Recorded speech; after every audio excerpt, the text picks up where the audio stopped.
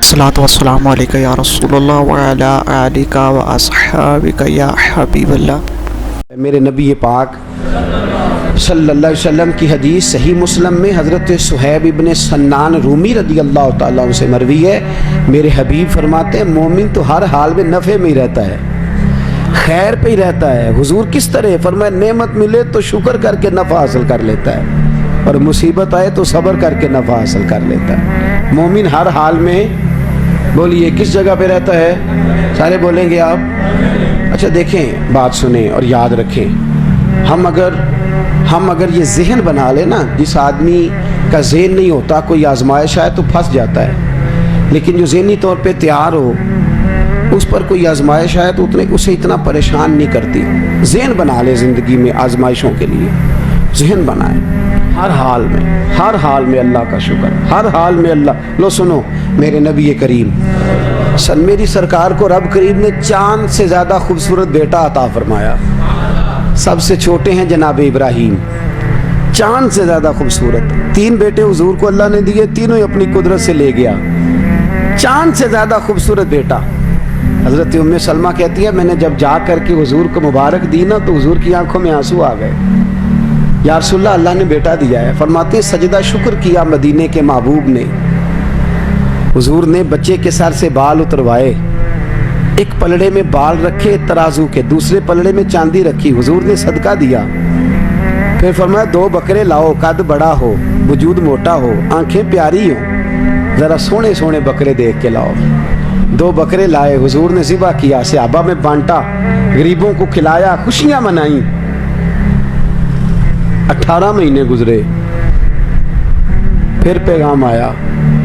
عبد الرحمن ابن عوف حدیث کے راوی ہیں، فرماتے ہیں بیٹھا تھا، پیغام آیا حضور صاحب زادے بیمار ہیں۔ میرے حبیب پاک صلی اللہ علیہ وسلم گھر گئے، خوشی پر بھی حضور کا عالم کیا ہے، اب غم آیا ہے، بہار ہو کہ خزاں لا الہ الا اللہ۔ حضور گھر گئے، جس گھر میں بچہ تھا اس بچے کو گود میں لیا، چاند سے زیادہ بیٹا، روشن ہے، پیشانی نور چمک رہا ہے، آنکھوں سے خوبصورتی یہاں ہے۔ حضور کی گود میں صاحبزادے کی سانس اکھڑنے لگی، جان نکلنے لگی۔ او عزیزو، یہاں کوئی آ کے پیغام دے دے کہ بچہ 4 پائی سے گر گیا ہے تو لوگ جمعہ چھوڑ دیں گے۔ میرے حبیب پاک کی گود مبارک میں بچہ سانس اکھڑنے لگی، روح پرواز ہونے لگی۔ حضور نے سینے سے لگایا تو جان ان کی نکل گئی، آنکھوں سے آنسوؤں کی لڑی بہ نکلی۔ عبد الرحمن کہنے لگے محبوبہ رو رہے ہو؟ فرمایا یہ آنسو شکوے کے نہیں ہیں، نا یہ آنسو حضور کس کے ہیں؟ فرمایا یہ اللہ کی رضا کے آنسو ہیں۔ میرا دل رو رہا ہے، آنکھیں آنسو بہا رہی ہیں، پر میری زبان سے وہی کہوں گا جس سے میرا اللہ راضی ہوگا، اس لیے کہ بہار ہو کہ خزاں لا الہ الا اللہ۔ میرے حبیب نے فرمایا دیا بھی اس نے تھا، لے بھی وہی گیا ہے۔ حضرت آسیہ بڑی اعلیٰ چیزیں چھوڑ کے آئیں تو فرعون سمجھانے گیا، کہنے لگا بی بی تو کس چکر میں پڑ گئی ہے، تو اتنے آرام میں تھی، اتنی موج میں تھی۔ تو آپ فرمانے لگی موج تو آگے میرے اللہ نے میرے لیے تیار کیا، دنیا سجن المومن، یہ تو مومن کے لیے قید ہے دنیا۔ جناب آسیہ سلام اللہ علیہا کو فرعون نے پہلے سمجھایا، پھر ان کی برادری کو، ان کی فیملی کو میکے کے بلا کے پریشر ڈلوایا، لیکن حضرت آسیہ نے کہا بس جو ہو گیا سو، جو بات ہو گئی سو ہو گئی۔ جناب آسیہ رضی اللہ تعالیٰ عنہ ڈٹ گئی نا جب اسلام پہ،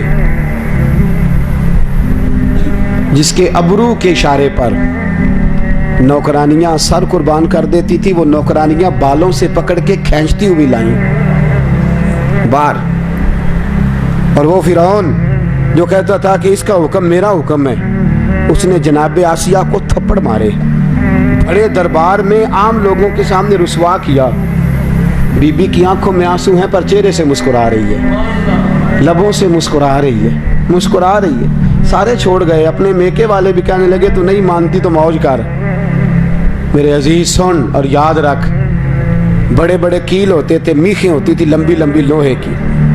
جناب آسیہ کو دیوار کے ساتھ رکھ کے تو ہاتھوں میں میخیں ٹھوک دی، پیروں میں میخیں ٹھوک دی۔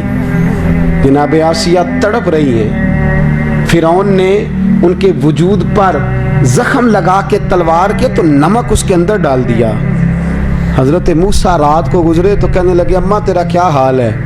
تو جناب آسیہ کے لفظ، ایک بی بی ہو کے عورت ہو کے کہنے لگی موسیٰ مجھے نہ پوچھ، ذرا میرے رب سے پوچھ کے بتا کہ وہ آسیہ سے راضی ہے کہ ناراض ہے، اس سے ذرا پوچھ کے بتا، پوچھ کے ایک تن میرا کنگھی ہوئے تے میں زلف سجن دی واواں تے پوش میرے دی جتی بن جائے تے میں یار دی قدمی آواں، مارو مارو مینو مار مکاؤ کوئی عذر نہ پیش لے آواں، جے سونا میرے دکھ وچ راضی، جے سونا ہی میرے دکھ وچ راضی تے میں سکھ نو چلے ڈاواں، ہاں یار فریدا جے کتے مل پے سونا اونوں رو رو حال سناواں، جے کتے مل پے سونا اگر کبھی خود ملے، جے کتے مل پے سونا تے اونوں رو رو۔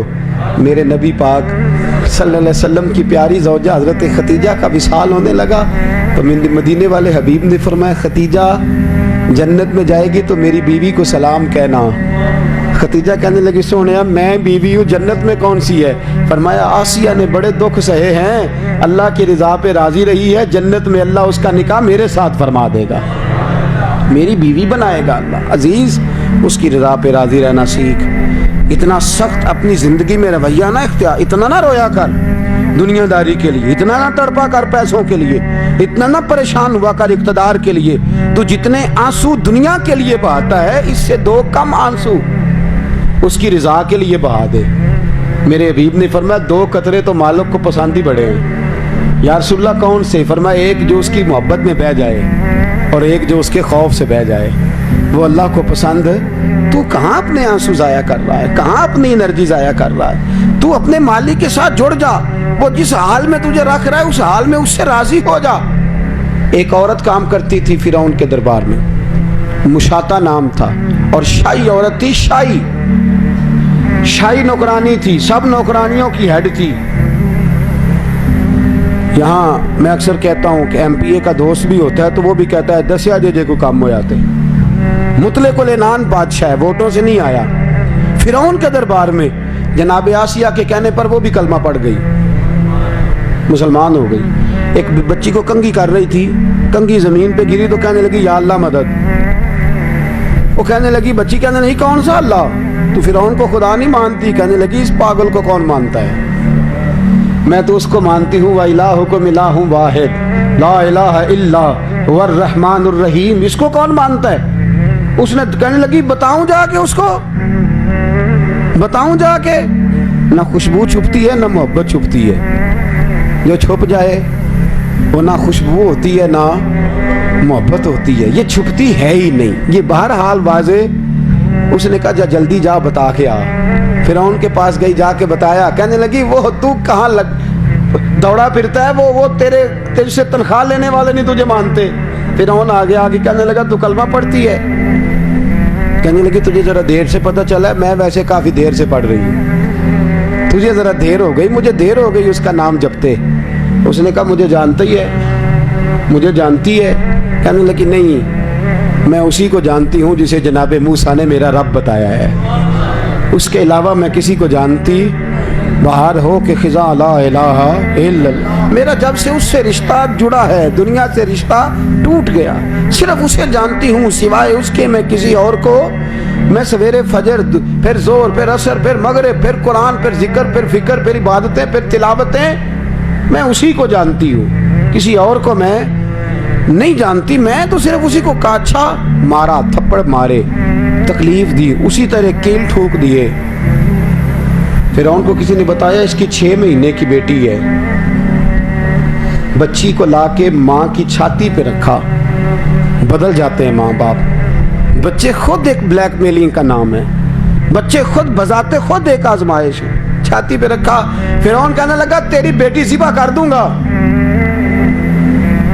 حضرت مشاطہ فرعون کے دربار میں کام کرنے والی کہنے لگی بیٹی نے ایک نہ ایک دن تو اللہ کے پاس جانا ہی ہے۔ میرے دوست تو اس معیار کو سمجھ، اس مزاج کو سمجھ، دین کے شعور کے ساتھ اپنی آگاہی پیدا کر، ان افکار و نظریات کو جان جا۔ تو ہر وقت دکھا ہوا پھرتا ہے، پریشان پھرتا ہے، ہائے ہائے کرتا ہے، تیرے چہرے پہ مسکراہٹ ہی نہیں آتی۔ خودکشی ہے تو عام ہے، مار کٹائی ہے تو عام ہے، جھگڑا ہے تو عام ہے، قتل و غارت ہے تو عام ہے، 10,000 پہ بندہ قتل ہو رہا ہے، تو کس چکر میں پڑ گیا ہے؟ وہ کہنے لگی بچی نے ایک نہ ایک دن تو بولے ایک نہ ایک دن تو چلی جائے تو کوئی عرض نہیں۔ میرے دوست سن اور یاد رکھ، ایک بی بی اس کی چھاتی پر سینے پر فرعون نے اس کی بچی کی گردن کاٹ دی، آنسو نکلے پر زبان سے کہنے لگی انا للہ و انا الیہ راجعون۔ پھر فرعون نے ماری تلوار اور جناب مشاطہ کو قتل کر دیا۔ معراج کی رات تھی، مدینے کے چاند براق پہ جا رہے تھے، راستے سے خوشبو بڑی آئی، حضور نے فرمایا جبریل خوشبو بڑی ہے، کہا یا رسول اللہ فرعون کے ہاتھوں شہید ہونے والی جناب مشاطہ کی یہاں قبر ہے، حضرت مشاطہ کی یہاں کامل پیرونا دے باہو قبر جنا دی جیوے۔ فرمایا قیامت تک اس بی بی کی قبر سے خوشبو آئے گی اور اللہ حساب نہیں لے گا، اس سے اللہ بغیر حساب کتاب جنت میں داخل فرمائے گا۔ اتنا زیادہ اپنے آپ کو کمزور نہ بنائیں، نہ مانے پر یہ شکوہ ہے میں نے کبھی کسی کو ستایا تو نہیں پر میرے حالات نہیں ٹھیک ہوتے، آپ نہ مانے پر یہ شکوہ ہے کہ فلانے کے پاس دولت زیادہ ہے، اس نے پتہ نہیں وہ آگے نکل گیا اور میں پیچھے رہ گیا، نہ مانے پر یہ شکوہ ہے۔ کس سے کر رہے ہو؟ رب رسول سے؟ او آس بولے تے دی مہربانی اساں تے لاڈ ہی لڑاونے، کس سے شکوہ کر رہے ہو؟ خدا کے بندو غلام غلامی کرتے ہیں، شکوے کرتے ہیں کوئی؟ حضرت ام سلمہ رضی اللہ تعالیٰ عنہ، شوہر کا نام ہے ابو سلمہ، بیٹے کا نام ہے سلمہ، کہتی ہیں میں، میرا شوہر، میرا بیٹا، تینوں، چھوٹا بیٹا میرا، ہم نکلے مکہ مکرمہ سے مدینہ طیبہ جانے کے لیے۔ ایک کی بیٹا ہے، خاندان جمع ہے، شوہر کی گود میں بیٹا، اونٹ کے پیچھے میں۔ فرماتی ہیں مدینے کی سرحد آ گئی تو میرے میکے والے آ گئے، کہنے لگے ابو سلمہ نہیں لے جانے دیں گے مدینے اپنی بیٹی کو۔ میں نے کہا میں مسلمان ہوں، میں تو اپنے شوہر کے ساتھ مدینے جاؤں گی۔ انہوں نے کہا نہیں جا سکتی، تو نے جانا ہے تو جا، ہماری بیٹی نہیں جائے گی۔ زبردستی مجھ سے انہوں نے مجھے میرے شوہر سے الگ کیا۔ کہتی ہیں پھر میرے شوہر کے قبیلے والے آ گئے، وہ کہنے لگے اگر تم اپنی بیٹی کو نہیں نہ جانے دیتے تو یہ جو ہمارا پوتا ہے یہ ہماری نسل ہے، تمہارا نہیں، اسے ہم نہیں جانے دیں گے۔ وہ بچہ اپنی طرف کھینچتے تھے، میں اپنی طرف کھینچتی تھی، مدینے کی سرحد پہ۔ یہ جھگڑا زمین کے لیے نہیں ہو رہا، مکان کے لیے نہیں ہو رہا، حضور کے مدینے جانے کے لیے ہو رہا، حضور کے مدینے جانے کے لیے ہو رہا، مدینے جانے کے لیے ہو رہا۔ انہوں نے بچہ کھینچا، میں نے اپنی طرف کھینچا، میرے بچے کا بازو اتر گیا۔ فرماتی ہیں میرے شوہر مدینے چلے گئے، بیٹا میرا میرے سسرال والے لے گئے، مجھے میکے والے لے گئے۔ آج بھی کچھ سیانے بندے کہتے ہیں اس کو نکال دو اور بچے چھین لو، ان کا بھی خیال تھا کہ بیٹا لے جائیں گے نا تو ابو سلمہ بھی مدینے سے واپس آ جائے گا، یہ بھی واپس آ جائے گا۔ اور یار اتنا بڑا بھی ظالم کوئی نہیں ہوگا جو ماں باپ سے بچے جدا کرے۔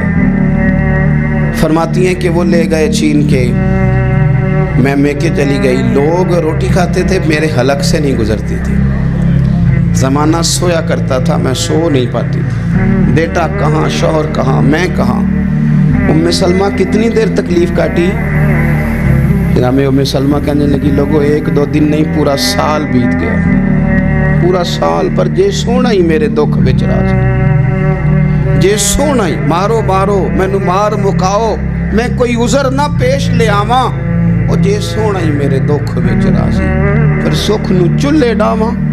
فرمایا سال بیت گیا، لوگ صبح اٹھ کے کام کاج پہ لگ جاتے، کپڑے بدلتے، ڈیوٹیاں کرتے، اور میں سویرے اٹھ کے اس جگہ آ جاتی جہاں میرا شوہر اور میرا بیٹا بچھڑا تھا۔ میں سارا دن روتی، آہوزاری کرتی، حضور کے مدینے کی طرف منہ کر کے میں تڑپتی۔ سال بیت گیا، سال، ایک ہفتہ نہیں نکلتا بچوں کے بغیر۔ بڑے بڑے سیانے لوگ پردیس جاتے ہیں تو بچوں کی فوٹو دیکھ دیکھ کے روتے ہیں، لیکن کہتی ہے ماں تھی، بیٹا بچھڑا اور پھر بیٹا بیمار ہو اور ماں سے جدا ہو، کتنی تکلیف کا منظر ہے۔ آپ فرماتی ہیں کہ ایک سال بیت گیا اور میں نے کسی کی منت نہیں کی، میں نے کوئی شکوہ نہیں کیا، اس لیے کہ جس حال میں رب رسول رکھے، یہ حوصلہ، یہ صبر، یہ توانائی۔ ایک سال کے بعد میرے چچا کا بیٹا میرے پاس سے گزرا، تڑپتے دیکھ کر کہنے لگا میری بہن تو سارا دن روتی رہتی ہے، تو میں نے کہا بھائی تمہیں کیا بتاؤں، اس کا شوہر چلا جائے، بیٹا جدا ہو جائے، وہ کیا کرے گی؟ فرماتے اس نے جا کے میرے باپ سے، اپنے والد سے، میرے خاندان والوں سے کہا اس کی سزا کب ختم ہوگی؟ اس غریبنی کا قصور یہ ہے کہ یہ مدینے والے کا کلمہ پڑھتی ہے، اس کی غلطی یہ ہے کہ یہ مسلمان ہو گئی ہے، دین حق قبول کر لیا، کیوں نہیں تم خیال کرتے؟ کہتے ان کے دل نرم ہوئے، وہ رضامند ہوئے مجھے مدینے جانے میں۔ پھر اس نے کوشش کی میرے سسرال پیغام بھیجے، کب بس کرو، اور بچہ تو چڑیا کا جدا ہو جائے تو وہ تڑپا کرتی ہے، اور تم نے ایک جیتی جاگتی ماں کا بیٹا جدا کیا ہے۔ وہ بھی نرم ہوئے، رب نے اسباب بنائے، میرا بیٹا مجھے ملا۔ کہنے لگے تو رہ جا، میں نے کہا نہیں، تم مسلمان نہیں ہو، تمہیں پتہ نہیں نا، میں یہاں نہیں رہ سکتی، مجھے مدینہ ہی جانا ہے۔ اکیلی اتنا سفر، جنگلوں کا رستہ، پہاڑی رستہ طے کر لو گی؟ میں نے کہا میں کر لوں گی۔ جنوں ویکھ کے ٹھر دیاں اکھیاں نے تے جنوں ویکھ کے ٹھر دا سینہ ہے، ربا تیری ساری خدائی چ ایک ہی تے شہر مدینہ ہے۔ کہتی میں اونٹ پہ بیٹھی، بیٹا میں نے گود میں بٹھا لیا، میں سفر کرنے لگی، پر دل میں کھٹکا تھا کہ اتنا لمبا سفر، بیٹا چھوٹا ہے، کیسے کروں گی؟ کہتے مجھے عثمان بن طلحہ مل گئے، کہنے لگے کہاں جا رہی ہو بہن؟ میں نے کہا مدینے۔ کہنے لگے اکیلے جاؤ گی؟ میں نے کہا جانا تو ہے نا، کوئی ساتھ چلے نہ چلے پر شہر رسول تو جانا ہے نا۔ آپ فرماتی ہیں میں نے عثمان بن طلحہ سے نیک بندہ کوئی نہیں دیکھا، میرے اونٹ کی لگام تھام لی۔ جب مجھے اونٹ پہ بٹھاتے تھے نا، اونٹ بٹھا کے چلے جاتے تھے، میں بیٹھ جاتی تھی تو آ کے لگام تھامتے تھے۔ جب کہیں مجھے اتارتے تھے تو اونٹ بٹھا کے چلے جاتے تھے، میں اتر جاتی تھی تو اونٹ کو باندھتے تھے۔ سونا ہوتا تھا تو اونٹ بٹھا دیتے، میں اتر جاتی، وہ دور جا کے لیٹ جاتے۔ فرماتی تھی پھر میرے لیے میرے رب نے اسباب پیدا کیے اور میں مدینہ پہنچی، میں شوہر سے ملی، اور لوگوں میرے نصیب دیکھو، میں رہنے کہاں لگی؟ حضور کے مدینے میں، شہر رسول میں، شہر رہ پائے نظر ہوش میں آ، یہ کوہ نبی ہے، میں حضور کے حرم کی زمین اور قدم رکھ کے چلنا۔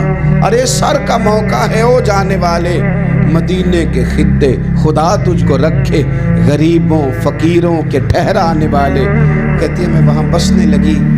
آپ فرماتی ہیں مسلمانوں، شاید مجھ سے زیادہ تکلیف کسی نے نہ سہی ہو، پر دیکھو 1 سال پورا میں تکلیف میں رہی، اور جب میرا صبر سال کو پہنچا، صبر کی عمر 1 سال ہوئی، تو پھر رب نے بندوبست کیا، پھر میرے گھر والے بھی نرم ہو گئے، سسرال والے بھی نرم ہو گئے، رب نے میرے آنے جانے کے لیے ایک بندے کا بندوبست بھی فرما دیا، پھر میرا شوہر تک بھی میں پہنچ گئی، مجھے مدینہ الرسول بھی نصیب ہوا۔ 1 سال میں نے صبر کیا تھا، رب نے مجھے مستقل مدینے کا ٹھکانہ عطا فرما دیا۔ لیکن جو بندہ صبر ہی نہ کر پائے، جو صبر ہی نہ، جو کہ جی بڑی دور سے آیا ہوں، بڑی دیر ہو گئی، بڑا ٹائم ہو گیا، کب جا کے مسئلہ حل ہوگا؟ وہ جو آپ نے بتایا تھا وہ تعویذ کب اثر کرے گا، وہ دعا کب قبول ہوگی، وہ فلانا معاملہ کب؟ بھئی یہ ڈیٹ تو آپ کو رب رسول ہی دے سکتے ہیں۔ دوستو ویڈیو اچھی لگے چینل کو سبسکرائب، لائک، کومنٹ اور شیئر کرنا نہ بھولیے گا۔ جزاک اللہ۔